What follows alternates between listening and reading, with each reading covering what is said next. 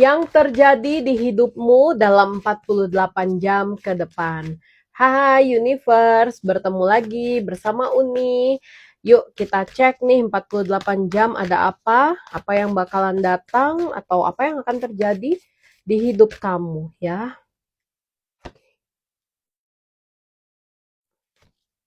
Oh, oke. Hmm. Oke, ini kamu ada Queen of Wands dan Queen of Swords ya, dua-duanya Queen dan di tengah kartu Judgment. Oke, 48 jam ya, akan ada pemanggilan atau pertemuan dengan seseorang yang berkaitan dengan karir kamu. Bisa atasan, bisa rekan bisnis, bisa investor kamu, atau orang yang kemungkinan besar akan menjadi investor kamu ya. Aku ngelihat ya, pertemuan ini tuh sebenarnya pembicaraannya mengenai sesuatu yang jauh lebih besar daripada apa yang kamu kerjakan saat ini. Aku ngerasa ini tuh ada energi mendapatkan sebuah peluang baru dalam karir.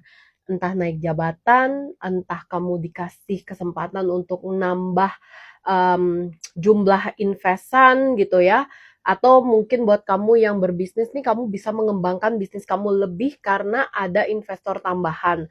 Plus buat kamu yang mungkin sekarang lagi dalam fase mencari pekerjaan, ya, dalam 48 jam ke depan ini akan ada kesempatan untuk kamu diberikan peluang bekerja. Jadi kamu yang akan didatangi oleh pekerjaan ini, bukan kamu yang harus jemput bola. Karena aku ngelihat memang fase ini tuh datang karena proses dimana kamu tuh memulai semuanya itu udah cukup lama. Mungkin kamu udah kirim-kirim lamaran, kamu udah info-info ke banyak orang bahwa kamu sedang mencari pekerjaan atau sedang menginginkan perkembangan gitu ya. Jadi kalau aku lihat kayak ada secercah harapan untuk perkembangan karena memang seseorang ini yang berkaitan dengan pekerjaan ini itu melihat bahwa kamu tuh mampu dan layak untuk berkembang. Entah itu atasan kamu atau calon atasan kamu atau investor kamu atau rekan bisnis gitu ya. Jadi aku lihat memang hasilnya bakalan sangat-sangat membantu untuk kehidupan kamu. Dan di kartu judgment ini pertanda bahwa adanya pembaruan ya, evaluasi diri tapi mengarah ke perkembangan. Jadi pertemuan tersebut akan mengajarkan kamu banyak hal, perubahan-perubahan yang harus kamu lakukan dalam waktu dekat, usaha-usaha untuk meningkatkan lagi perkembangan dan juga perubahan dalam hidup kamu ya.